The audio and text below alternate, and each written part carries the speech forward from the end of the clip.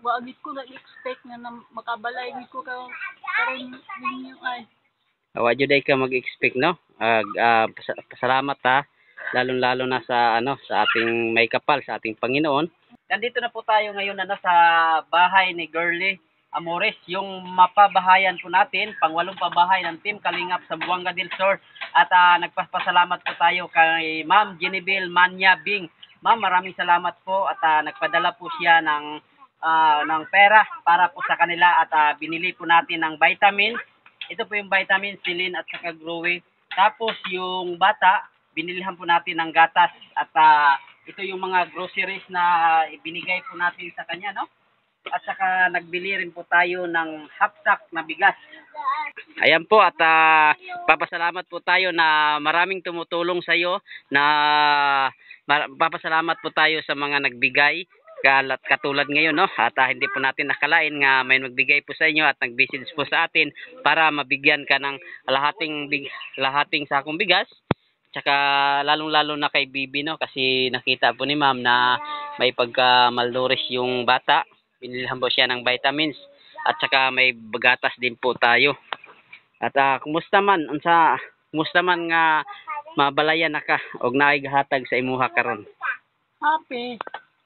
Dayon malitayon ko na ko nga makabalay ko.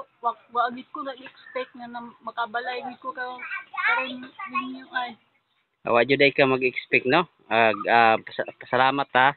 Lalong-lalo na sa sa ating may kapal, sa ating Panginoon. Siya lang po ang nagbigay ng na para mabahayan po kayo. Tapos magbigay ng mga groceries para po sa inyo, para po sa pagkain nyo. At papasalamat po tayo na may mga taong tumutulong at magkaroon po ikaw ng bagong bahay. Ngayon po ang unang araw ng pabahay mo. Kumusta naman? Happy. Wala ko na expect na mabalayan ko karong adlaw. Og daghan kay salamat kay Boy Gahi, o kay Ronel Oberondo, o kay Katambay, o kay Mr. G. Maraming salamat po sa inyo at sa Panginoon, especially sa Panginoon, nagdala ninyo diri nga mabalayan mi. Sige, God bless po, no? At pasalamat po tayo sa kanila, lalong-lalo na sa ating may kapal. God bless po sa inyo at sana matitingnan po natin yung pabahay po ni ngayong araw na to. So, ito na ngayon yung unang araw na pabahay, no, ni Girlyn. At naitayo na po ang dingding. Kasi yung space ng kanyang lupa ay kasya lang po dito, no? At ito lang po yung espasyo ng kanyang lupa. Kaya maliit lang po ang bahay dito. At malaking bagay na po ito sa kanila.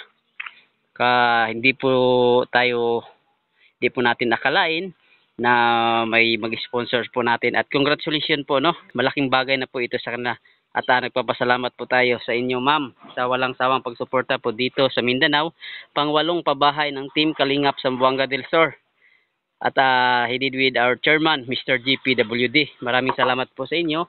God bless po at mabuhay po kayo, ma'am.